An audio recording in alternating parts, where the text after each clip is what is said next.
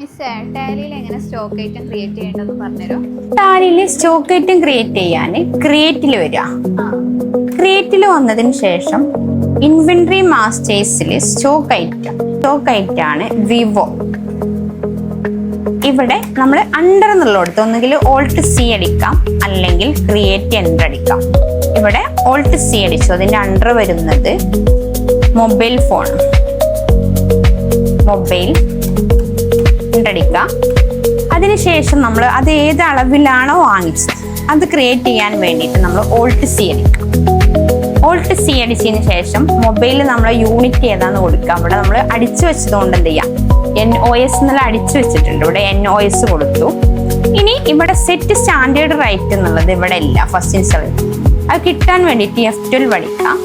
അതിൽ ഈ first choose yes ആയി കൊടുക്കാം. അതിനുശേഷം ബൈയിങ് ആൻഡ് സെല്ലിംഗ് റൈറ്റ് എന്നുള്ളത് യെസ്. ഇവിടെ അഡീഷണൽ കൺട്രോൾ A കൊടുത്തു, സെറ്റ് സ്റ്റാൻഡേർഡ് റൈറ്റ് എന്നുള്ള യെസ് ആക്കാം. ഇവിടെ വാങ്ങിച്ച റൈറ്റ് 15,000 രൂപ,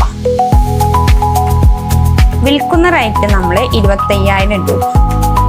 പിന്നെ കഴിഞ്ഞ വർഷം വിൽക്കാതെ ബാക്കി വന്ന സ്റ്റോക്ക് ഉണ്ടെങ്കിൽ ഓപ്പണിംഗ് ബാലൻസ് ആയിട്ട് വരുന്നത് 10 ആണ്. പർച്ചേസ് റൈറ്റ് 15,000 രൂപ. ഇത് ചെയ്തതിന് ശേഷം ഇതിന്റെ സ്റ്റോക്ക് റിപ്പോർട്ട് എടുക്കാൻ വേണ്ടിയിട്ട് നമ്മൾ എന്ത് ചെയ്യാം, കൺട്രോൾ G. അതിൽ നമ്മൾ സ്റ്റോക്ക് സമ്മറി എടുക്കാം.